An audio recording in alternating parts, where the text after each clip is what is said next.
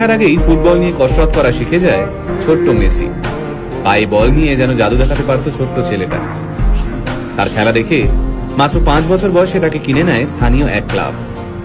ছোট্ট মেসির খেলা দেখতে দূর দূরান্ত থেকে মাঠে ভিড় জমাতো দর্শকরা।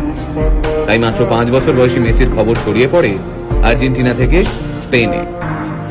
পরিবারের মুখে দুবেলা খাবার তুলে দিতে প্রতিদিন মাথার ঘাম পায়ে ফেলতে হতো মেসির বাবাকে।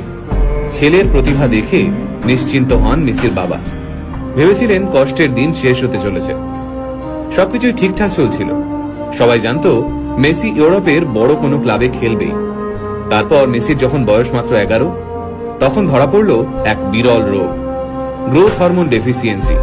এই রোগের কারণে বাচ্চার বৃদ্ধি কমে যায়, সাথে বেড়ে যায় ওজন।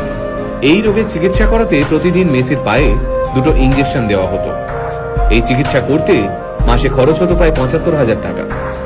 মেসির পরিবারের পক্ষে এই বিপুল পরিমাণ টাকা দেওয়া অসম্ভব হয়ে দাঁড়ায়। আর ওই সময় মেসির ক্লাব এই বিপুল টাকা দিতে অস্বীকার করে। চিকিৎসার খরচ জোগাতে বিভিন্ন ক্লাবের দরজায় দরজায় ঘুরতে থাকেন মেসির বাবা। কিন্তু মাত্র 11 বছরের একটা বাচ্চার জন্য প্রত্যেকটা ক্লাব এই বিপুল পরিমাণ টাকা দিতে অস্বীকার করে। তবে চিকিৎসা চলাকালীন মেসিকে মাঠ থেকে এক মুহূর্তের জন্যও দূরে সরিয়ে রাখা যায়নি। সেই সময় ওই মাঠে উপস্থিত ছিলেন ফুটবল ক্লাব বার্সেলোনার এক প্রতিনিধি।